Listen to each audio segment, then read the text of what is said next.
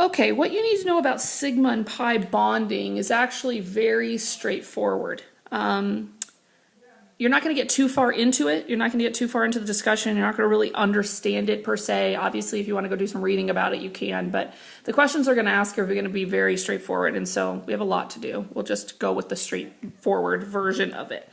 If you have a structure, let's say you've drawn out something like CH4.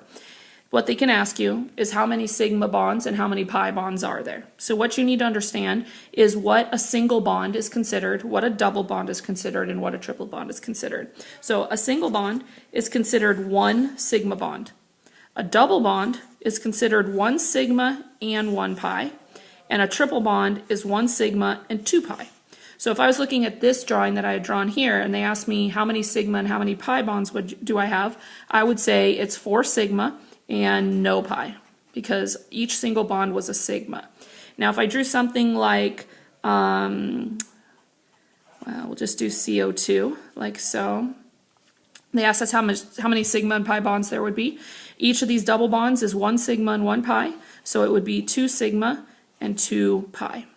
And it really is as straightforward as that. Now what I expect to see on the test is something more like what I've shown you in your examples down here, which are organic compounds. They may be drawn out for you ahead of time, they may not. Remember we learned, so this one would have been like this. So you take your 2 carbons, you put them there, you put your 2 hydrogens on each one, and then distribute your bonds as necessary to give it the octet rule. So they could ask you on this one how many sigma and pi bonds there are. So you'd count up your singles, you know each single's 1 sigma.